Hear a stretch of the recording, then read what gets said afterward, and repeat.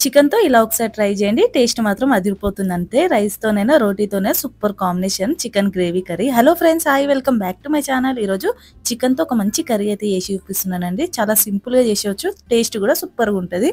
Late చేయకుండా ప్రాసెస్‌లోకి వెళ్ళిపోదాం. ముందుగా ఇక్కడ ఒక హాఫ్ కేజీ చికెన్ అయితే తీసుకున్నానండి. అందులోకి ఒక కప్పు దాకా పెరుగు వేసుకోవాలి. నెక్స్ట్ ఇందులో వేసుకోవడానికి కొన్ని మసాలాలు అయితే వేసుకోవాలండి. ఇక్కడ నేను అన్ని ఒక 1 table spoon, half table spoon అలా వేసుకున్నా.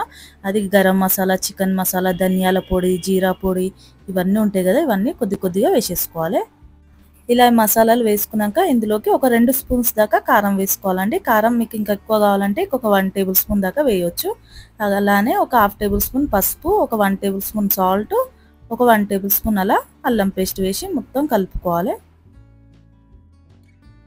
ఇలా ముక్కలకు మంచిగా పట్టేటట్టు కలుపుకొని ఒక హాఫ్ అన్ అవర్ పక్కకు పెట్టేసుకుందాం.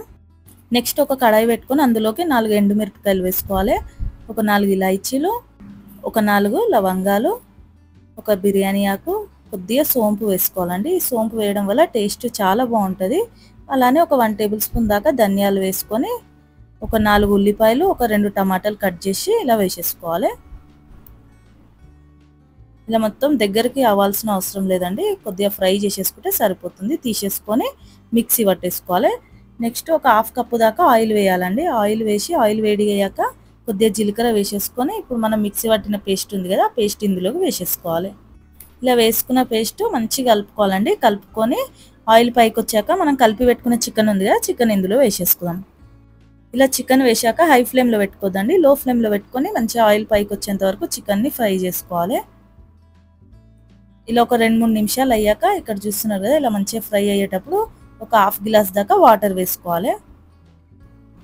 ఇలా వాటర్ వేసుకున్నాక ఒక 5 మినిట్స్ అలా కలుపుకొని కొద్దిగా కొత్తిమీర, పుదీనా 2 వేసేసుకొని లో ఫ్లేమ్లో మంచిగా చికెన్ని ఉడకనిద్దాం. ఇక్కడ మీకు ఇంకా గ్రేవీ కావాలంటే ఇంకా ఒక 1 గ్లాస్ దాకా వాటర్ వేయొచ్చండి. నేను ఎక్కువ గ్రేవీ చేస్తలేను కదా. ఇలా చూసారా మంచిగా చికెన్ అయితే ఉడికిపోయింది. ఇలా కొద్దిగా ఆయిల్ పైకి వచ్చిందంటే రెడీ అయిపోయినట్టే.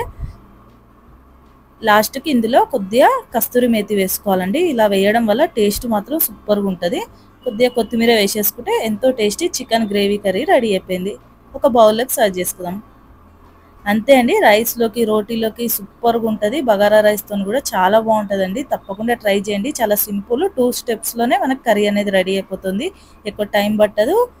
ఎప్పుడు చేసినట్టు కాకుండా ఇలా కొద్దిగా డిఫరెంట్గా ట్రై చేయండి, చాలా బాగుంటుంది. మరొక మంచి రెసిపీతో వెళ్దామండి. బాయ్.